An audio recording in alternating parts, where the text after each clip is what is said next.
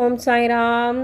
तो आज है शुभ गुरुवार। तो चलिए अध्याय नंबर 36 पे हम हैं और इसमें बहुत ही अद्भुत कहानियां हैं जो आपने कल सुना ही।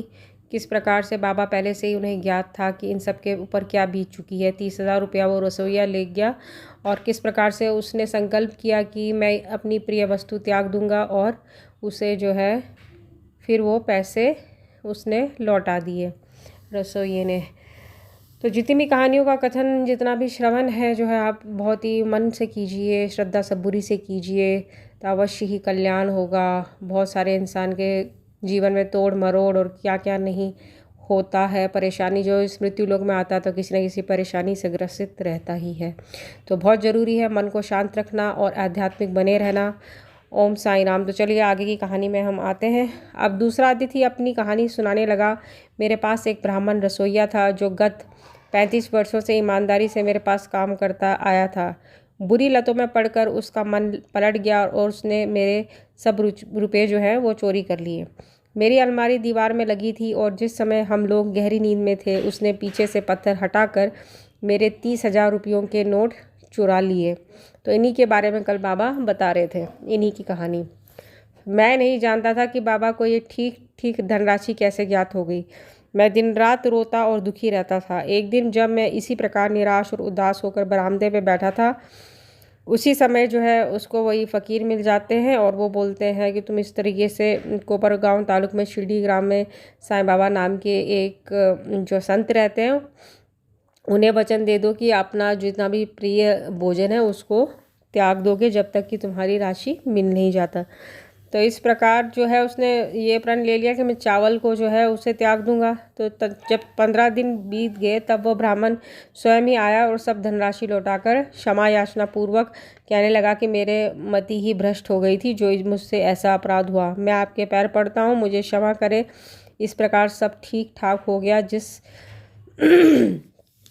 तो ये तो कल हमने थोड़ी बहुत बताई भी थी आपको कि मेरे मन में श्री साईं बाबा के दर्शन की जिनके लिए फ़कीर ने मुझे कहा था, बड़ी तीव्र उत्कंठा हुई। मैंने सोचा कि जो फ़कीर मेरे घर पर आया था वो साईं बाबा के अतिरिक्त अन्य कोई नहीं हो सकता जिन्होंने मुझे पर कृपा कर दर्शन दिए और मेरी इस प्रकार सहायता की। उन्हें 35 रुपये का लालच कैसे हो सकता है। इसके विपरीत वे अहेतु कृपा करके आध्यात्मिक उन्नति के पथ ले जाते हैं। जब चोरी गई राशि मुझे पुनः प्राप्त हो गई तब मेरे हर्ष का पारावार न रहा। मेरी बुद्धि भ्रमित हो गई और मैं अपना वचन भूल गया। कुलाबा में एक रात्रि को मैंने साईं बाबा को स्वप्न में देखा। तभी मुझे अपना शिरडी यात्रा के वचन की स्मृति हुई। मैं गोवा पहुंचा और वहां से एक स्टीमर द्वारा बम्बई पहुंचकर शिरडी जाना चाहता था, परंतु जब मैं किनारे पर पहुंचा तो देखा कि स्टीमर खचाखच भर चुका है और उसमें बिल्कुल भी जगह नहीं थी। कैप्टन ने तो मुझे चढ़ने न दिया, परंतु एक अपरिचित चपरासी के कहने पर मुझे स्टीमर में बैठने की अनुमति मिल गई और मैं इस प्रकार बम्बई पहुंचा। फिर रेलगाड़ी में बैठकर यहाँ पहुंच गया। बाबा के सर्वव्यापी और सर्वज्ञ होने में मुझे कोई शंका नहीं है। देखो तो हम कौन हैं और कहाँ हमारा घर। हमारा भाग्य कितना अच्छा है कि बाबा हमारी चुराई गई राशि वापस दिलाकर हमें यहाँ खींच कर लाए। आप शिरडीवासी हम लोगों की अपेक्षा सहस्त्र गुना श्रेष्ठ और भाग्यशाली हैं जो बाबा के साथ हंसते खेलते मधुर भाषण करते और कई वर्षों से उनके समीप रहते हो। ये आप लोगों के गत जन्मों के शुभ संस्कारों का ही प्रभाव है जो कि बाबा को यहाँ खींच लाया है। श्री साईं ही हमारे लिए दत्त हैं। उन्होंने ही हमसे प्रतिज्ञा कराई तथा जहाज़ में स्थान दिलाया और हमें ही यहाँ लाकर अपनी सर्वव्यापकता और सर्वज्ञता का अनुभव कराया।